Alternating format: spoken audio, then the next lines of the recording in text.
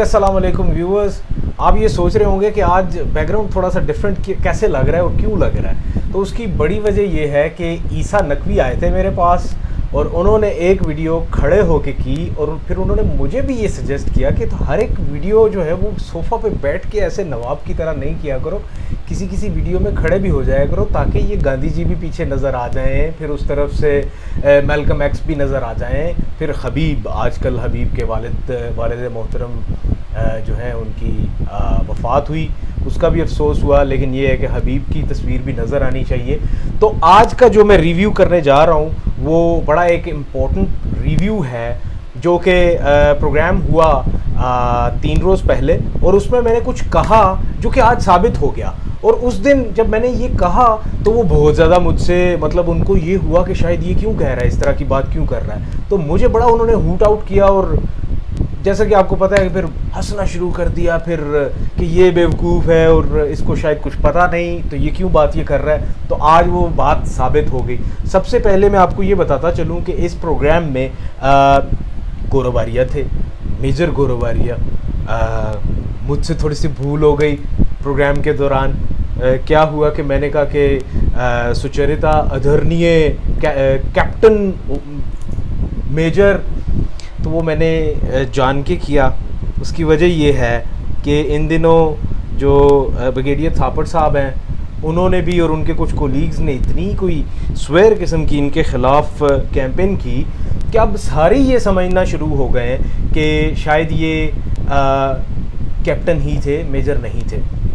मैं पहले सबसे ये क्लियर करता चलूँ, असल में ये फील्ड मेजर थे। फील्ड मेजर वो होता है कि जब क्या हुआ कि ये थे कैप्टन ही, लेकिन ज़रूरत के तहत फील्ड में इनको एक्स्ट्रा चार्ज दे के तो मेजर बनाया गया। लेकिन जब ये अपनी बेस में वापस जाएंगे तो उस वक्त क्या होगा कि वो दोबारा से कैप्टन ही हो जाएंगे। लेकिन क्या है कि इन्होंने वो मेजर अपने साथ पक्का लगा लिया। उसके बाद रिटायरमेंट लेके इन्होंने खुद ऑप्ट की थी रिटायरमेंट। और ये इनका किस्सा है, ये बेसिकली कैप्टन और मेजर के बीच हैं कहीं जो बीच वाली चीज़ होती है फिर आपको पता है क्या होती है। राजा फैसल क्या कहना चाह रहे हैं आप, बोलिए। हाँ, उसमें अच्छा कोल्ड वॉर में पाकिस्तान ने अमेरिकन का इस वजह से साथ दिया क्योंकि उसमें पाकिस्तान की अपनी बका थी। सोवियट्स उस वक्त they wanted to expand themselves, they were expanding themselves, उसको रोका गया। दूसरे आ जाए वॉर ऑन टेरर में। वॉर ऑन टेरर में तो इंडिया भी एलाय था अमेरिकन का, पाकिस्तान भी एलाय था। और जहां जहां पे टेररिज्म था उसको खत्म करने के लिए जैसे कैसे भी हुआ पाकिस्तान ने साथ दिया। अब दोनों में पाकिस्तान के साथ क्या हुआ कि अमेरिकन ने वॉर ऑन टेरर में डू मोर का नारा लगाना शुरू कर दिया। लेकिन जब आप बात करते हैं कोल्ड वॉर की तो उसमें वो अचानक से यहां से चले गए। ये तो हिलरी क्लिंटन का अपना बयान है कि हमने आईएसआई को हवाले किए सारे मुजाहिदीन भी और स्टिंगर मिसाइल्स भी और हम वहां से भाग के आ गए। तो हमें ऐसा नहीं करना चाहिए था। आपको बताने का सिर्फ और सिर्फ मकसद ये है कि अमेरिका अच्छा एलाय नहीं है इंडिया को। वो अरे भाई ये देखो, ये बदले हुए सुर पाकिस्तान से जो निकल रहे हैं। सर मैं तो चाहती हूँ इमरान खान बोल देना, इमरान खान यही बात बोल दे अमेरिका की, भाई आप हमारे एलाय नहीं है, दिखाइए इतनी हिम्मत। आप तो बैठकर यहाँ बड़ी बड़ी बातें कर रहे हैं, इमरान खान बोले ना आपके वजीर आजम। मेजर आर्य बोलिए। मैं राजा फैसल साहब को जवाब देना यहाँ पे ये चाहता हूँ कि साहब देखिए कभी कभी बातें करने वाली नहीं होती, समझने वाली होती है कि राजा फैसल अगर सुन लेते तो बहुत अच्छा रहता। तो यहाँ पे बेसिकली मैंने इनको ये बताने की कोशिश की कि ये बार बार मुझे तानेबाजी कर रहे थे कि आप उनके एलाय रहे हैं तो फिर आप कैसे कह सकते हैं कि अमेरिकन आपको आगे कर रहे हैं चाइना के सामने, वो आपको लड़ा के फिर भाग जाएंगे पीछे से, आप क्यों कह रहे हैं ऐसे। तो मैंने इनसे ये कहा कि हमसे बेहतर अमेरिकन को कोई भी नहीं जानता। पूरी दुनिया में जो सबसे अच्छा उनको जानता है वो हम ही हैं। उसकी वजह ये है कि हमने भुगती हुई है। फिर मैंने इनको हवाला दिया कोल्ड वॉर का भी। इस हवाले से मेरी एक डॉक्यूमेंट्री भी पड़ी होगी, वो आप ज़रूर देखिए, जिसमें कि मैंने बताया कि पाकिस्तान ने कोल्ड वॉर में क्यों साथ दिया और फिर पाकिस्तान के साथ क्या हुआ।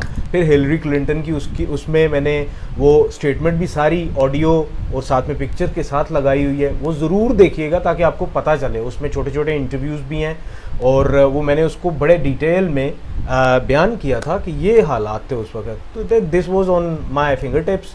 तो वो मैंने इनको बताया। फिर उसके बाद मैंने ये भी बताया कि वॉर ऑन टेरर का हमें सिला ये मिला कि हमें बार बार डू मोर का ताना लगाते रहे। अब उसके बाद भी मैंने इनसे फिर ये कहा, मैंने कहा कि आपको सिर्फ बताने का मकसद ये है कि अच्छा एलाई नहीं है, बच के रहिएगा। और आज वो साबित हो गया। कैसे साबित हो गया? ये मैंने आज से इनको 3 दिन पहले कहा था। आज साबित ये हुआ कि आज सुबह, आज दिन की स्टोरी क्या थी, टॉप स्टोरी इंडिया में, इंडिया की, ये मैं NDTV और ये इंडिया टुडे और ये सब की मैं आपको बता रहा हूँ। टॉप स्टोरी ये थी, no guarantee Trump will back India against China, US president's ex aide, John Bolton ने कहा। जॉन बोल्टन जो थे ये ट्रंप के साथ थे पहले, और वो ट्रंप को बहुत अच्छे तरीके से जानते हैं, बहुत पुराने एसोसिएट हैं इसके ट्रंप के। तो हुआ कुछ यूं कि उन्होंने आज ये कह दिया है कि इंडियंस ट्रंप का इतना एतबार नहीं करें। उसकी वजह ये है कि उसका वो नहीं आएगा, ये उसके सहारे जाके चीन से पंगे मत लें, वो आपको बीच मंझदार छोड़ जाएगा। मतलब वो कहते हैं ना कि वो कोई चौकीदार ऐसे होते हैं ना जो कि कहते हैं कि जागते रहना साढ़े ते ना रहना। तो वो जॉन बोल्टन ने इंडियन से ये कहा है कि जागते रहना साढ़े ते ना रहना। दैट मीन्स कि अपने बचाव खुद करके रखो, डिप्लोमेटिक तरीके से कहीं से ये निकल लो। उसकी वजह ये है कि चाइना से पंगा लेना आपको बहुत ज़्यादा महंगा पड़ सकता है। क्यों महंगा पड़ सकता है?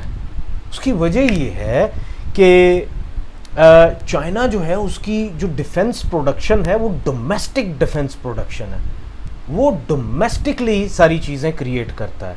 गन्स से लेके वो anti aircraft, missiles, each and everything is created at home. वो घर में बना रहा है, वो कोई किसी से मंग तड़ंग की चीज़ें नहीं लेके आता। उसकी सारी की सारी इंडस्ट्री अपने घर की है, वो जब चाहे 8-10 बम मिसाइल और बना ले। But when it comes to Indians are depending on others. Indians, they don't have their domestic production. Domestic defense production उनकी है ही नहीं। तेजा था वो तो पेजा हो गया है। तेजा जो है वो नहीं काम कर रहा, वो ठीक तरीके से इनका काम ही नहीं कर रहा, इस वजह से उसको वो फ्लीट में शामिल ही नहीं कर रहे। तो बेहतर ये होगा इंडिया के लिए कि वो औकात में रहे, वो ये पंगे लेने की कोशिश ना करे। और फिर इसी प्रोग्राम में मुझे गौरव आर्या ये कहते हुए मैंने सुने, कहते हैं आपको क्या पता, आप क्या जानते हैं, फ्रांस भी आ रहा है इंडिया की मदद करने, हमें उन्होंने खुद कांटेक्ट किया और उन्होंने कहा हम आपके साथ हैं। फिर उसके बाद इन्होंने कहा कि अमेरिका जो है उसके बैरी बेड़े आ चुके हैं साउथ चाइना सी में। और भाई ईस्ट चाइना सी में आए हैं, पहले अपने फैक्ट्स दुरुस्त करो। अपनी इतनी बड़ी जनता को इतने बड़े बड़े झूठ क्यों मारते हो? वो बेचारे जो हैं वो जय बजरंगबली और जय श्री राम करते हुए वो सारा कुछ सुन लेते हैं, अकल उनमें है नहीं। वो जनता है जो कि मतलब वो जो इन बातों पे यकीन कर ले कि रेडिएशन से हम गोबर लगा के तो बच जाएंगे, और जो मतलब वो कहते हैं कि कोरोना जो है वो गाय मूत्र पीने से बंदा ठीक हो जाएगा, उस तरह के बंदे जो हैं वो तो आपका कोई भी झूठ जो है वो सुन लेंगे ना, ये तो आपको कंफर्म्ड है। ऐसा उल्लू बनाता है मेजर गौरव आर्या कि क्या बात है यार, क्या बात है। इस बंदे को गौर आ गया इस चीज़ का। आगे क्या हुआ कि इसी प्रोग्राम में वही बात जो मैं आपको अभी बता रहा हूँ उसका मैं आपको बताता हूँ कि उन्होंने क्या किया। सुचरिता, पहले मैं आदरणीय कैप्टन मेजर गौरव आर्या का जवाब दे लूं। वो ये है कि पिछली जो जंग हुई थी, सेकेंड वर्ल्ड वॉर जो हुई थी, वो हिटलर ने करवाई थी। जैसा कि अभी मेजर गौरव आर्या कह रहे थे कि इस दफा फ्रांस भी आ रहा है इंडिया के पास, अमेरिका भी आ रहा है बैरी बेड़े लेके। इसका मतलब यह है कि Modi is the key man behind the third world war if it happens, if it takes place. लेकिन इनको इनकी इम्प्लीकेशंस का भी पता होना चाहिए। ये किसी की लड़ाई अपने घर में लेके आ गए, वर्ल्ड वॉर नहीं है ये। हाँ, क्या हुआ कि मैंने इनसे ये कहा, मैंने कहा कि जो 30s में अचानक से हिटलर आया ना, तो उसने आगे जाके तो जंग करवा दी। सेकेंड वर्ल्ड वॉर की बात कर रहा हूँ, क्योंकि उसके भी इसी तरह के कोई विचार थे ना। और अब ये नज़र आ रहा है, देखने में ये आ रहा है कि जैसे मेजर गौरव ये बड़ी बड़ी बातें कर रहा था ना कि वो वेस्ट आ रहा है मदद करने, ये आ रहा है वो आ रहा है, इस पे मैंने ये कहा कि इसका मतलब ये है कि चीज़ें जो हैं वो थर्ड वर्ल्ड वॉर की तरफ जा रही हैं, और ये जो थर्ड वर्ल्ड वॉर है ये मोदी जी करवा रहे हैं। फिर इन चीज़ों का इम्प्लिकेशंस भी आपको पता होना चाहिए। फिर इसके ऊपर मैंने ये बात की इनसे कि ये बज़िद थे कि नहीं थर्ड वर्ल्ड वॉर। ओ भाई, इतने बड़े बड़े कंट्रीज़ को जब आप बुला के ले आएंगे तो आपका क्या ख्याल है चाइना जो है वो अपनी अबदोज़ें भेज के इनको कोई नुकसान नहीं पहुँचाएगा? फिर तो ये वॉर में आएंगे ना। आपको नहीं पता अमेरिका काफ़ी लेट जाके आया था वॉर में, कैसे आया था? पर्ल हार्बर हुआ था तब आया था ना। तो फिर ऐसी हरकतें होती हैं बीच में, जब आप पंगे लेते हैं, एक बड़ा मुल्क किसी के साथ एलाई करते करते पंगे लेता है तो फिर इस तरह उसको जंप इन करना पड़ता है।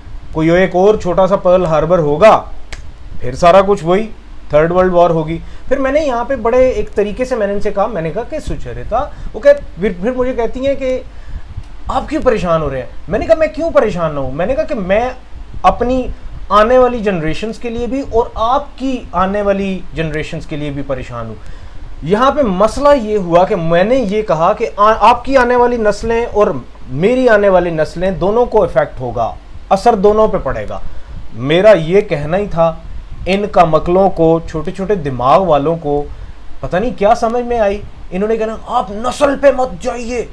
और मैं नस्ली इम्तियाज़ की बात नहीं कर रहा था, मैं ये कह रहा था कि अगर थर्ड वर्ल्ड वॉर होती है तो हम लोग जो कि एक तो आप वॉल्यूम हमारा छोटा रखते हैं, फिर ऊपर से अपनी टैं लगाई रखते हैं ताकि आपको समझ ही नहीं आती। फिर अपनी टैं बंद करें तो आपको समझ आए ना कि मैंने क्या कहा है। मैं आपसे ये कहने की कोशिश कर रहा था कि हम लोग सारी एटमी पावर्स हैं, अगर जंग होती है, एटम बम चल जाते हैं तो उसके रेडिएशंस होती हैं। उन रेडिएशंस का अगर आपने पता करना है ना कि वो क्या इफेक्ट होता है आने वाली नस्लों पे, वो जाके हिरोशिमा और नागासाकी में आज भी वो माजूर पैदा होने वाले बच्चों के माँ बाप से जाके पूछें कि रेडिएशंस क्या होती हैं रेडिएशंस, आने वाली नस्लों पे असर पड़ता है।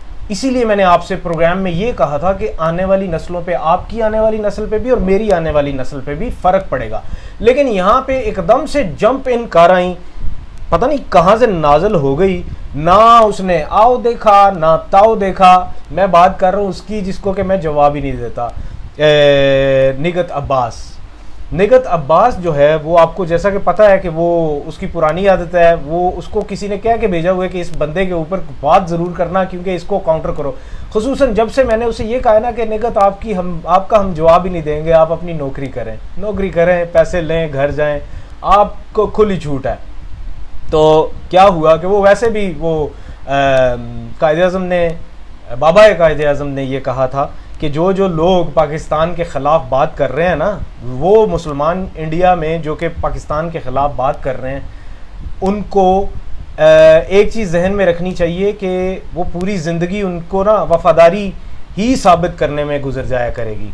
तो ये भी बेचारी अपनी वफ़ादारी साबित करने की कोशिश कर रही है और करती रहे, और वहाँ पे कुछ इसको पैसे पूसे मिल रहे हैं तो मिलते रहें, अल्लाह भला करे उसका और सबका। लेकिन ये है कि छोटे दिमाग की है, शायद पता नहीं क्या मसला है। मेरा उसको मशवरा है कि पूरी बात सुन के समझ के फिर उसका कोई जवाब, बात का बतंगड़ बनाना हो तो फिर बनाया करे या जवाब दिया करे। इसने आते साथ ही ये नस्ल की बात करे, रेसिस्ट है, ये है वो है, मेरा तरा निकल गया। मैंने कहा कौन है रेसिस्ट? मैंने समझा कि शायद किसी और ने बात की है, मुझे तो याद ही नहीं रहा ना। फिर थोड़ी देर बाद मुझे पता चला कि ये मेरे बारे में कह रही है।